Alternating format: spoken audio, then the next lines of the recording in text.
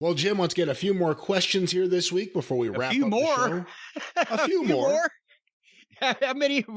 All of them have been yours so far. Yeah, we really haven't gotten to any questions now that I look. We'd have had a nice conversation if you wouldn't have interrupted me. Well, let's get some questions here from the listeners before we wrap things up.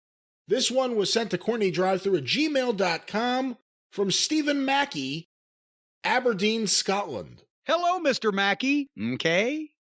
What is your earliest memory of seeing the Beatles on television in the 60s?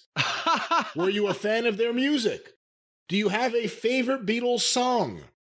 I can imagine that John was your favorite Beatle for his quick-witted sense of humor and not taking shit from anyone. Am I correct?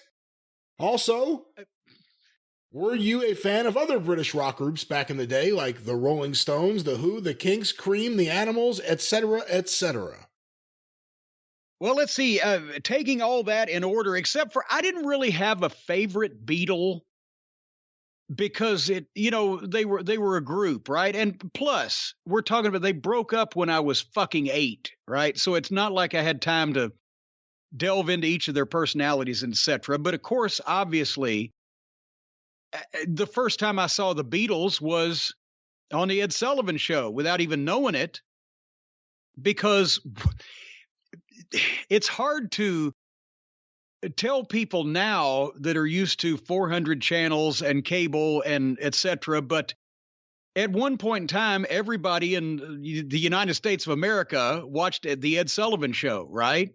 And the ratings that the top shows, not just Ed Sullivan, but anything, the top shows got back then are bigger than the Super Bowl gets now. So what was it? The night the Beatles debuted in 64 was 70 million people or 75 million people or maybe more watching it. I can't remember the statistics, but they were on the Ed Sullivan Show several times. That's been documented and in all the documentaries and etc.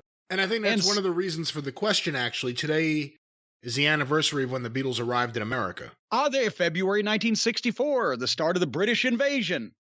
So yeah, I saw him, and actually when I was a kid, and God damn it, I would still have this. I had two toy guitars when I was a kid. One, I've still got here in the office, and it's like the regular acoustic country music looking guitar that Randy Atcher played on Hayloft Hoedown here on WHAS television. And the other one was a plastic rock and roll guitar like the Beatles played, the fucking electric guitar. It had the weird shape and the whole 9 yards. And I loved that thing. My mom and dad even took home movies of me playing it and dancing with, now I've got to go back and look. I don't know if it was the Beatles on in the background on television. But I have a movie of me with the rock and roll guitar. I'm like 3 years old, playing and jumping around with somebody on TV. And then my cousin Larry, it was dark one night. He was staying at the house and he was going to the bathroom, and I'd leaned the guitar up next to the bathroom, but it fell over and he stepped on the neck and broke it in half. So anyway, so yes, I peripherally understood and knew who the Beatles were when I was 3-4 years old. As I got a little bit older, I remember my dad also was not a rock and roll fan.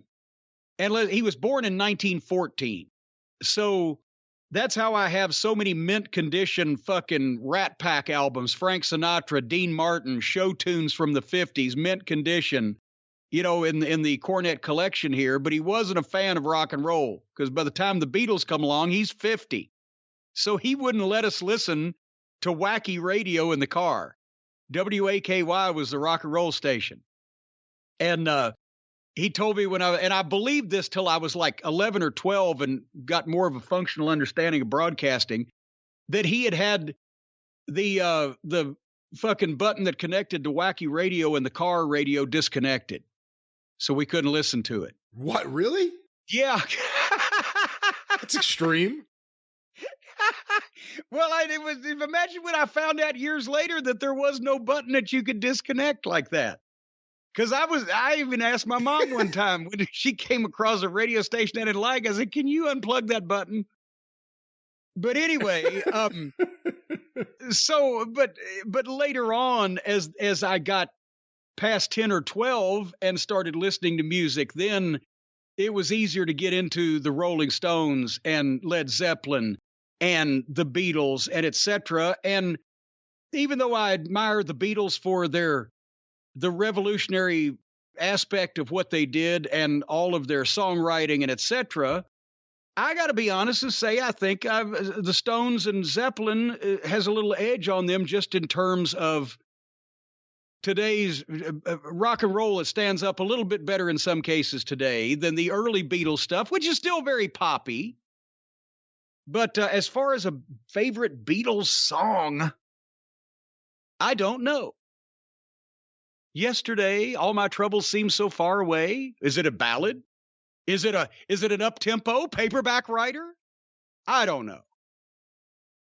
What about Mean Mr. Mustard? Well, it was Colonel Mustard in the fucking drawing room with a candlestick. You never got into punk rock or new wave? Not particularly, because besides the music was not as appealing. I looked at the fucking punk rockers and go, what the fuck? This fucking ragtag band of delinquents and misfits, fucking straggly, pierced, unkempt, fucking street urchins, sort of like today's juggalos. Why would you want to be involved like in that fucking crowd? It's nothing like that. Yeah. Great music, also, by the way. Yeah.